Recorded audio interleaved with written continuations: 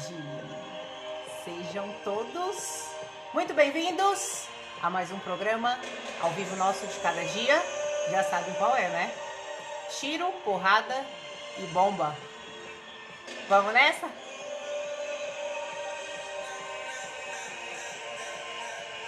Simbora!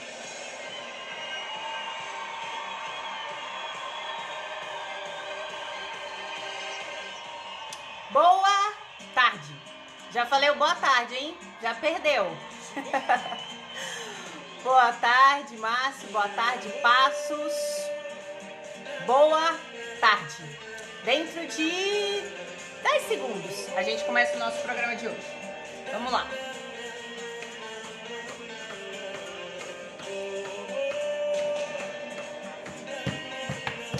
Tô animada, hein?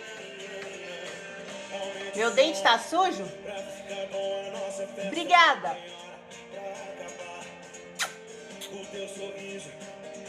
Qualquer coisa, mais uma dica. Qualquer coisa que veio pode falar. Sempre é agora e o melhor lugar é sempre onde você está. A luz nunca se apaga, sorriso sempre apaga. E a nossa música vai começar. Boa tarde. Vamos dar uma boa tarde de novo? Vamos dar o nosso bem-vindo de novo? Que eu já dou logo no começo, né? Tem gente que entra depois. Então, sejam todos muito bem-vindos a mais um programa ao vivo e diário nosso de cada santo dia, tiro, porrada e bomba. Então, hoje... sexta-feira, dia lindo, iluminado. Acho que hoje não vai ter muito tiro, muita porrada e muita bomba, não. Mas vamos lá, tem reflexão. Gente, vamos falar hoje sobre 4 obstáculos ingênuos, de projetos ingênuos, que todos nós temos, que tá passando da hora da gente acordar para a vida, sair do fantástico mundo de Bob e viver a vida nua e crua como ela é. Então hoje a gente vai trazer 4 obstáculos aqui de projetos ingênuos que a gente vai criando durante a nossa vida, que se a gente começar a sair um pouco dessa ilusão, a gente vai começar de fato ter a nossa tão esperada felicidade, que de fato é o que a gente sempre tá nessa busca. Então, gente, esses 4 obstáculos são terrivelmente nos nossos tempos de hoje, influenciados pela mídia, influenciados pelas redes sociais, principalmente aqui pelo Instagram. Isso contribui demais. Mas claro que esses 4 obstáculos, eles existem desde sempre. Desde sempre as pessoas perseguem as mesmas coisas, os mesmos projetos ingênuos. A gente se depara com os mesmos desafios. O que eu acho que muda um pouco é o espírito da época, né, de cada uma que a gente vai vivendo. Então, o primeiro projeto ingênuo de realidade é a definição de vida na sua essência. E na essência da vida, claro que isso é um ponto de vista, é um modo de ver a vida muito pessoal. Para mim, eu tenho hoje muito bem claro o quê? Que a vida, de fato, é tiro, porrada e bomba. Por que vocês acham que, de certa maneira, o nosso programa tem esse nome, né? Para que a gente, de alguma forma, consiga começar a entender as coisas de fato como elas são. O que eu quero dizer com a vida é tiro, porrada e bomba? Ludmila, então você é pessimista, você não é negativo, você é negativa, você acha que vai dar tudo errado? Não, não necessariamente. Eu compreendo hoje que, primeiro de tudo, a vida, ela é um constante movimento de adaptação e movimento. Adaptação e movimento. A gente está o tempo todo buscando se adaptar, tanto psicologicamente como fisicamente. Vou dar um exemplo. Você está num ambiente, de repente está muito frio, de repente está muito quente. Você que tem que se adaptar ao meio, né? Muitas das vezes, a questão emocional também, as coisas não estão dando certo. A gente que tem que se adaptar. As circunstâncias estão sempre mudando. Não sei se já repararam, isso inclusive é uma lei hermética, a lei do ritmo. A vida está num constante ritmo. Gente, quando a gente olha ao nosso redor, para analisar. Analisa aí o bairro onde você vive, se de repente você vive aí desde a infância, né? Eu moro aqui em Taguatinga desde sempre. E desde sempre Quando eu passo nas ruas, sempre uma casa que era ali não é mais, um muro que era pichado não é mais, um comérciozinho que era ali não é mais, a banquinha de que vendia pastel na esquina não é mais, a esquina tinha uma parte que tinha meio que um gramado, não tem mais, tinha uma outra parte que era só brita, não tem mais, e a cada ano que passa, tudo muda de novo, entende? Então, o primeiro passo que a gente precisa entender é a definição de vida. A vida, ela tá sempre mais norteada à guerra. Ela tá sempre mais norteada ao combate. Porque o tempo todo a gente está tendo que se adaptar às mudanças e os acontecimentos. Mas isso torna a vida menos interessante? De forma alguma. Márcio, sim. Ó, o açaí da esquina já mudou de nome mais de 50 vezes. A única coisa que eu não sei que ele mudou, ele não parou de vender açaí, mas já mudou várias e várias vezes. Então, o que cabe a nós é o quê? A nossa dança na vida. Nós que temos que nos adequar à dança da vida. A gente que tem que entrar só no sapatinho com a vida. Se a gente parar para analisar, a vida é permanente guerra, é permanente tiro, é permanente porrada, é permanente bomba. E a gente que precisa se adaptar a essas circunstâncias, e isso não torna a vida menos atraente, isso não torna a vida mais interessante. Isso só vai me mostrando, sabe o quê? Que a felicidade e o bem-estar que a gente tanto busca, no final das contas, é um grande mistério. Por quê? Individualmente, cada um deve buscar e criar o seu bem-estar e a sua felicidade. Então, às vezes, eu paro até para pensar assim... lógico que é uma perda de tempo a gente querer entender a vida, mas já parou para pensar se a vida, de fato, ela é tiro, porrada e bomba justamente para que a gente se movimente, para que a gente levante a bunda do sofá e vá criar a nossa felicidade e vá criar a nossa realidade, entende? Então, eu acho que nada acontece por acaso. A gente compreender que a vida é tiro, porrada e bomba é o primeiro passo para a gente desmistificar o Fantástico Mundo de Bob, né? Que são esses projetos ingênuos que a gente vai criando. O segundo projeto ingênuo que a gente cria, né, desde sempre, é achar que a vida é prazer, é gostosinha o tempo todo, é gozar da vida o tempo todo. E sendo bem sincero, o prazer e o desconforto, né? O prazer e o desprazer são o quê? Irmãos gêmeos. Não são irmãos gêmeos, não, retiro. São irmãos siameses. São coisas que nasceram grudadas, entende? Então, a gente tem uma falsa ilusão que nos foi passado a vida inteira que o quê? A vida é a busca do prazer. Eu quero mais prazer, eu quero mais prazer. Quem tá acompanhando os nossos programas Tiro, Porrada e Bomba desde o início, vai ver que a gente tá sempre, uma temática vai levando a outra, não é? E a gente traz muito essa questão aqui do a gente começar a ter um certo prazer, um certo gostar do desprazer. Não, Ludmila, mas como assim? Você é maluca? Quem é que gosta de sentir dor? Quem é que gosta de sofrer? Quem é que gosta do desprazer? Entenda que eu não tô falando de sofrimento. O sofrimento é causado pela recusa do prazer, pela recusa do desprazer. Pode reparar. A gente só sofre porque a gente se recusa a aceitar o sofrimento. A gente se recusa a aceitar o desprazer. A gente se recusa a aceitar aquilo que não é agradável aos nossos 5 sentidos. Então, aqui a gente sempre traz o seguinte exercício, né? Fazendo uma setinha aqui.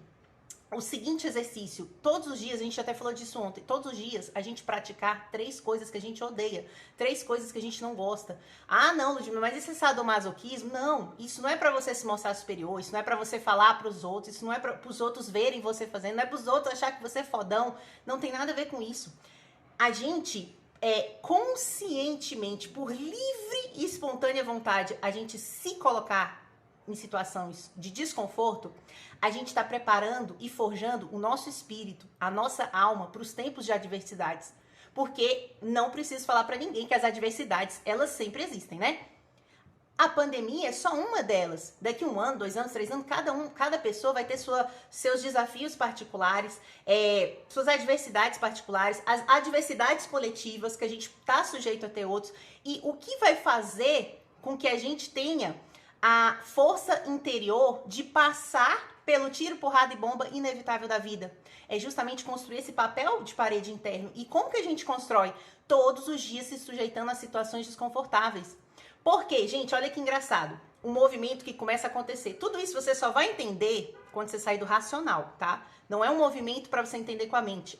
É um movimento que você vai começar a entender com o seu espírito. Por quê? Quando a gente começa a se dispor ao eu não gosto, ao desprazer, ao desconforto, a coisa que a gente não gosta, a gente se forjar, a gente vai ficando mais, a gente começa a operar, o nosso modus operandi vai aqui mais para um nível médio. É como se fosse assim, eu não preciso só do prazer para viver. Porque o que acontece normalmente? Você oscila entre muito prazeroso, muito feliz, aí quando sai daquele pico, caraca, fundo do poço.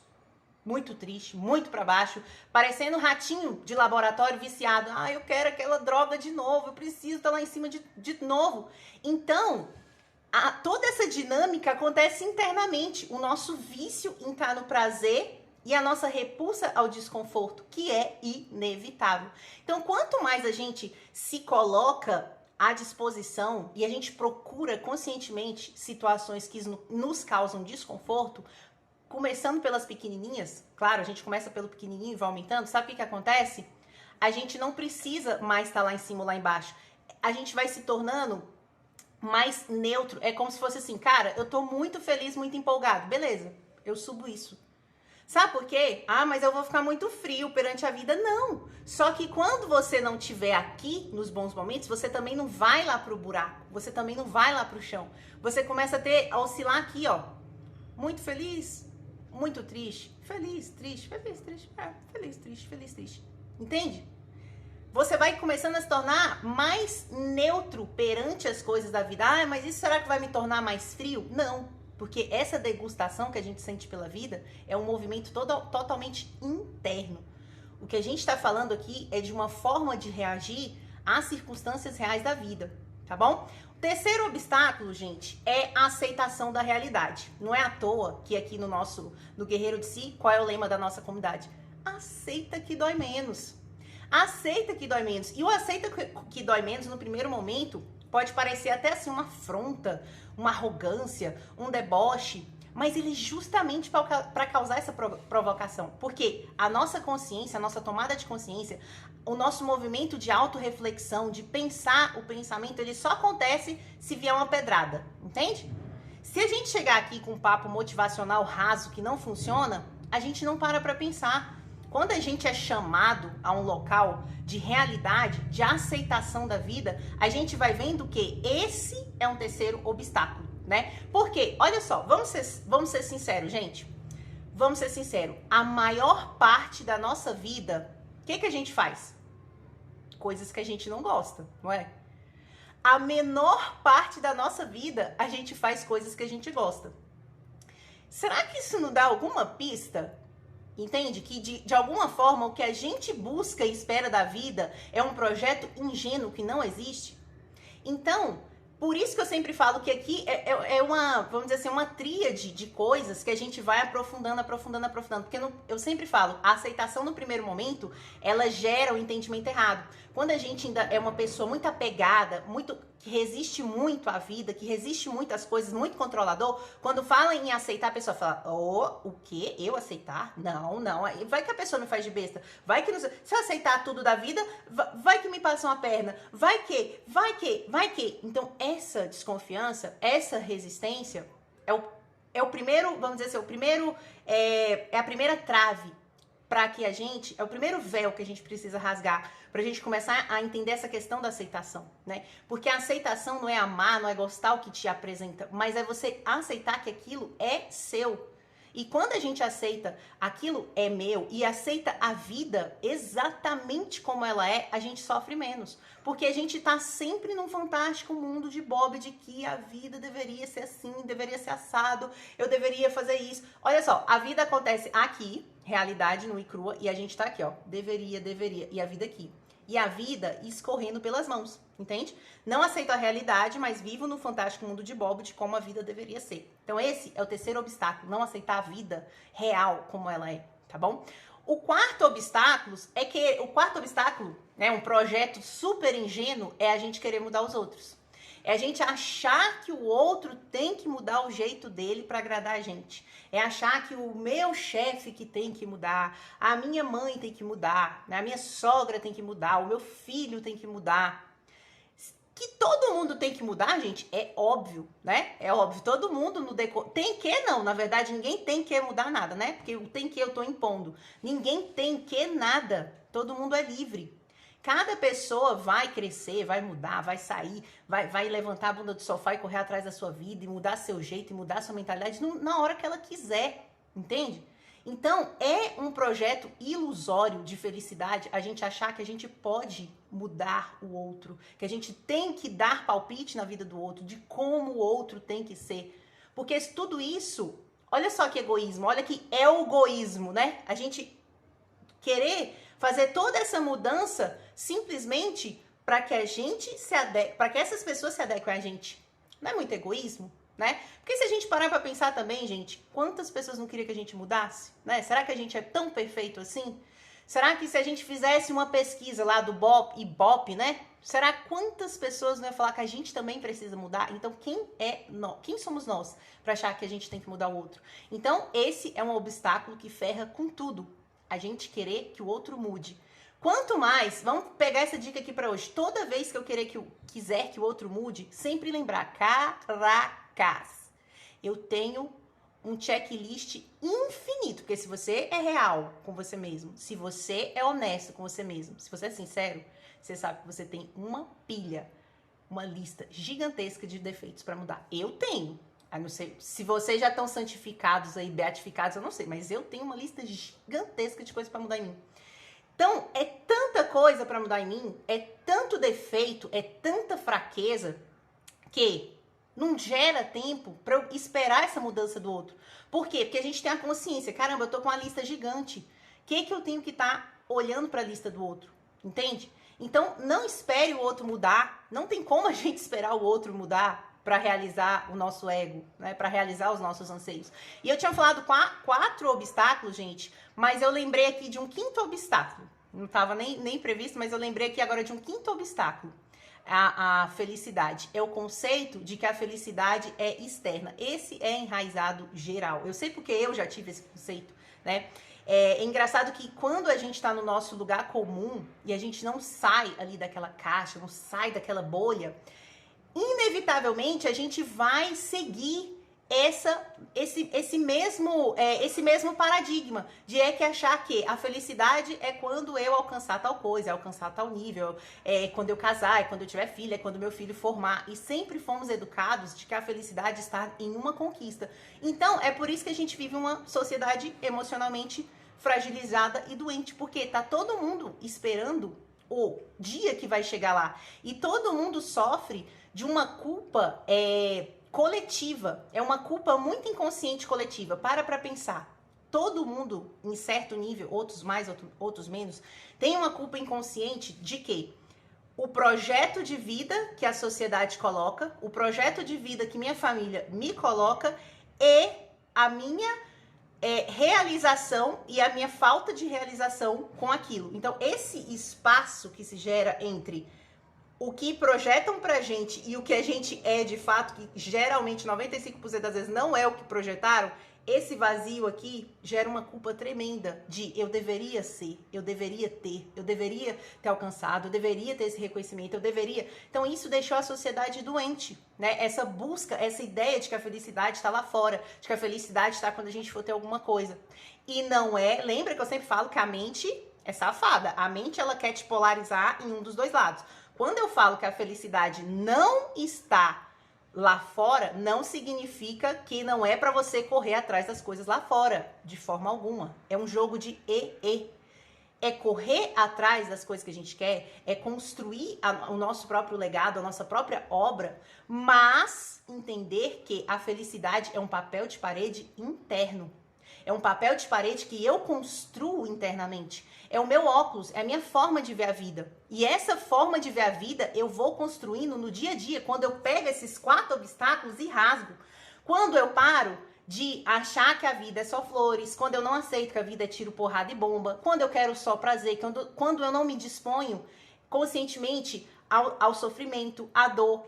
Quando eu acho que é só esse prazerzinho, que tudo tem que dar prazer o tempo todo. Quando eu não aceito a vida como ela é. Tudo isso vai deixando a gente mais distante ainda desse papel de parede. E esse papel de parede, gente, já é, vamos dizer assim, uma busca desde os primórdios, né? Não é fácil construir a nossa força interior, esse lugar, achar esse centro, a nossa real identidade. O que a gente está fazendo aqui, o que nós viemos fazer aqui é algo muito pessoal, mas que dá trabalho. Porque primeiro a gente tem que tirar todos esses véus que nos implantaram, já dá trabalho. Segundo, temos que olhar para dentro, entender que tudo acontece dentro, nada acontece fora. É entender o nosso funcionamento, entender como que a gente funciona, como que eu reajo às coisas, por que algumas pessoas sofrem mais com determinadas coisas e outras sofrem menos. Tudo isso é a construção, é a reconstrução, é o objetivo do nosso trabalho, a reconstrução de si mesmo. Porque até então a gente construiu uma obra, Eu, Ludmilla, sou uma obra, né? Todo mundo aqui é uma obra, só que nós somos uma obra com alguns defeitos, com alguns reparos a serem feitos. E na metade da vida, olha que engraçado, na metade da vida acontece o que chamam de metanoia. Sabe o que é? É quando chega determinado momento. Por isso que eu falo, eu acho que o meu público tem geralmente a minha idade, né? 35 anos. 35 anos começa a crise dos 30, aí começa a metanoia, que é, você começa a pensar assim, cara, até hoje, quem viveu aqui dentro? Tipo, até hoje eu corri atrás de quê? Até hoje, tipo, cadê a felicidade?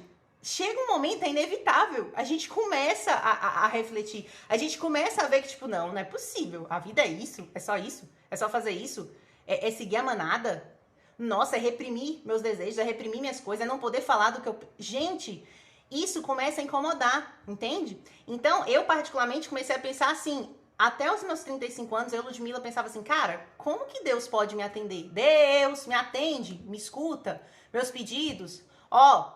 Minha lista é essa aqui, tá? Ó, por favor, agiliza aí. Tô indo na missa todo domingo, eu rezo Pai Nosso à noite, faço oração, ó, tá aqui. Depois da metade da vida, a gente começa a ter um outro pensamento. É, caracas, como que eu posso me reformar por dentro? Como eu posso servir a Deus? No sentido de, não é um servir a Deus dogmático, religioso, né? Como todo mundo sabe aqui, eu pratico a espiritualidade livre. Para mim, a religião é o amor. Como que eu posso contribuir com o mundo, sem querer apontar o que fazer, como cada um deve ser? Não é, tá? Não é uma ajuda dogmática, não confundam as coisas. É uma ajuda totalmente livre. Quando a gente começa, gente, esse processo de reconstrução interna, é inevitável a gente se conectar com uma força maior. A gente começar a entender que a gente está aqui para nos construir e para ajudar os outros também, entende? Então é inevitável a gente passar, né, por essa...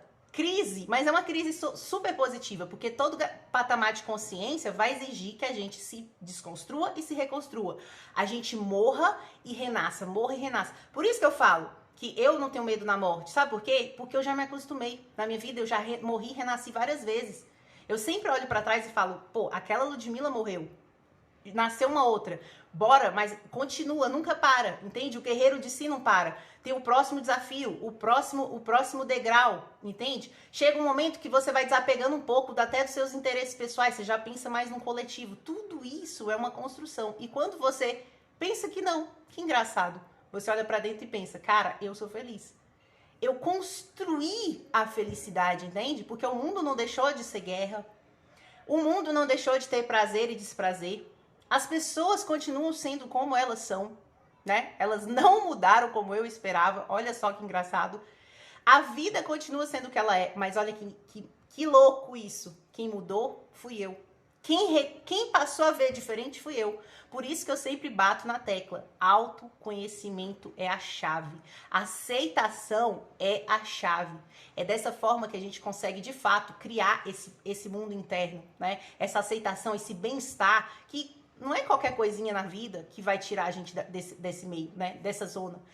Não é qualquer barulhinho que vai tirar a gente do nosso centro, né? Mas isso é uma construção diária que a gente vem tendo, que a gente vai fazendo dia após dia. Gente, claro, esses 4 projetos ingênuos, várias pessoas já pensam isso há muitos anos, né? Os pensadores, os filósofos, os médicos, os psicólogos, até os gurus na internet, né? Todo mundo, de algum nível, seja tratando no raso ou no profundo, né? Seja na superficialidade ou lá nas profundezas, de alguma forma, no fim das contas, todo mundo quer resposta para esses 4 obstáculos. né? Então, que hoje a gente leve essa reflexão daqui. Será que existe um lugar da felicidade? Meu Deus do céu, será que eu vou esperar o dia da morte para eu entender que essa felicidade eu começo a construir agora e que sempre tá em tempo, né? Sempre tá em tempo. E aqui, o que me fascina, o que brilha meus olhos é trazer, sabe o quê? A ideia de que cada um tá aqui para criar sua própria filosofia de vida. A filosofia do guerreiro de si é a minha filosofia. É a forma como eu criei para viver a minha própria vida e para passar pela vida, entende? Porque quando eu descobri que não tinha uma verdade absoluta, eu falei, opa, peraí, não existe uma verdade absoluta. Tudo que eu já estudei, tudo que eu já vivi, não tem um certo e errado. Não quer dizer que essa minha maneira de pensar também seja certa, só que eu preciso definir uma forma de viver que seja coerente aos resultados que eu quero ter. Então, sempre vai partir de dentro da gente a forma como a gente conscientemente decide viver a vida. A forma como eu decidi viver a vida, ela vai ou me trazer só a dor o tempo todo, é uma escolha, entende? Só a dor, a minha forma de ver é só dor, sofrimento, sofrimento.